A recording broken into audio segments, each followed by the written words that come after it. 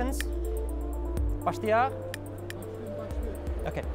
So, welcome, Mrs. Hadid. It's a real great pleasure for us to see you here in the Heydar Aliyev Center. So, we would like to ask you a few questions so you can share your impressions with us. You attended the groundbreaking ceremony of the Heydar Aliyev Center, and now you're here today after some time and the center is fully functional. So, can you tell us what are your impressions of the final appearance of the project? Well, I think it's amazing because when you design a project, you have certain expectations, and it's not always you don't end up with what you want. And I think it's been a really an incredible experiment for us in terms of achieving this building, which is quite complex and quite difficult, and achieving it in this way. I think it's been fantastic. So, just coming to the sort of the whole concept of the Heydar Aliyev Center. I mean, definitely it's a magnificent building, but can you share with us maybe a very short story? How did the whole idea emerge with you? Well, I think that in about, let's say 20 years ago, we were trying to, doing research, design research, to discover what is the best way to achieve a certain scale of buildings. And at the time, we thought of the idea of land formation, and then it became land formation, topography, and landscape. And I think this project was one of the outcome of these 20 years of experimentation in this topography and landscape research.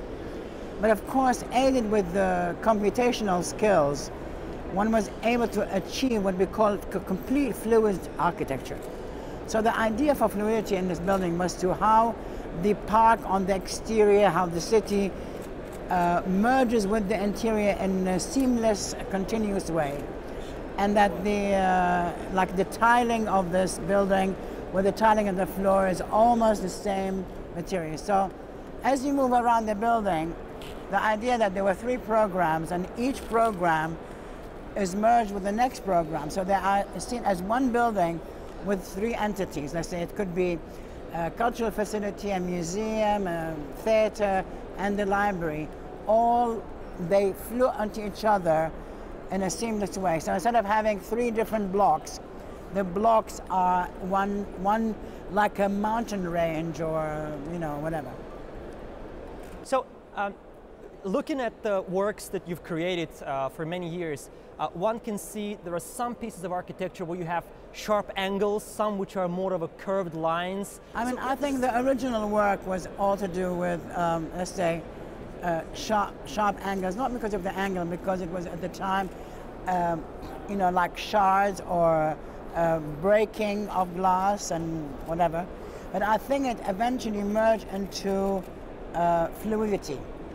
So, in a way, let's say if you imagine bits of ice breaking in the water and icebergs, and maybe had more sharpness, but ultimately we wanted to achieve total fluidity, and that change from the break to one continuous object. So, in addition to become known as the venue of international conferences, Heydar Aliyev Center also initiated a number of projects, and I think you've been to some of these, or at least you've seen some of these in the center. What's your impression of the projects that you see here? The exhibits? Well, I think it's very interesting because obviously some of them are very nice, some of them are so-so. But I think that what is interesting from people from arts to see the level of investment in new architecture in the city. I was really amazed when I returned how much it's changed. It has a much more urban feeling. Everything is very manicured and lit up. It feels more dense. So I think that, I think in the 4 or 5 years it also changed a lot. And I think it's nice for people to see what kind of things are going on here, what people are designing or what they're doing. How did Soviet and historical background of Baku affect the initial concept? Well, I mean, I think that, the issue with context is more to do with the maybe social context or other forces which can operate on a project as opposed to just your immediate context. we knew that this program is different than the block. They're not the same as the blocks, because the blocks are all housing or offices or whatever. So this was really, this work is about anti-block architecture. So it relates in terms of more program, you know, there's a cultural program relating to the neighboring buildings as opposed to imitating the existing things. Avant-garde architecture encouraged the development of digital technologies, and what would you create without, well, in pre-computer generated architecture, I mean, before the computer? Well, I think that the ideas of this product really was generated before computational skills. But I think what computational skills have done for this project in particular was interesting, because I think that one could have never achieved this level of fluidity. And also, what is interesting about computation is that it makes it seamless not only in the architecture, but in the way you produce material, you know, in production and in fabrication. So I think it is very exciting the way all the exterior was fabricated all through computing, you know, all the skin to achieve this level of precision. I think it could have been done before, but I think it was not with the same level of precision. And also consistency. So I think one has been able through computation to achieve things which are maybe difficult to achieve before. What's your attitude towards paper architects, I think? Those who are more theoreticians? Was happened to be a very close friend of mine. I mean, he passed away a year ago, but he was a very close friend. And I personally believe that the message from any project in architecture is equally important. But what I think is very great about experiencing a building and space, you know, I think in drawing you can only imagine, and when you build it, you can actually experience it. And I think that the paper projects were very important to do the next iteration, to make the next experiment. How do you find the balance between functionality and beautiful concept? I think you can do them more, as long as you can. I mean, the issue is you have to challenge the orthodox way of, of dealing with space. I think that, for example, in certain places, they think that the only optimal space is done in a very particular way. And I obviously don't believe that. I think that you can achieve a different kind of function, or the same function, to a different speciality. If you look at the idea of the theater, historically, it was never always done the same way. Or a living room, or a bedroom, or an office space. They don't have to, I mean, certain programs, of course, they have to adhere, the size of a stadium, or a swimming pool, or theater have certain kind of parameters, which are optimized. But the way they look don't have to be all the same. What is your attitude towards preserving the historical buildings?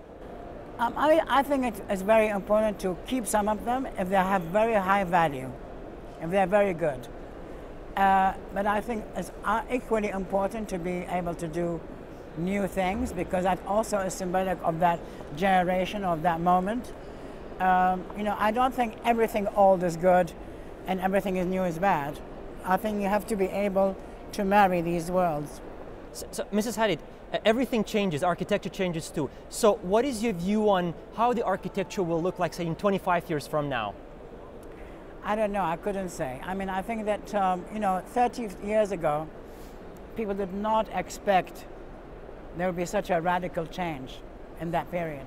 And there was, and that was, I think, is very exciting, that in one's lifetime, witness this change. In the same way, one witnessed the change in modernism, from very kind of traditional buildings to modernism. That must have been a very exciting moment.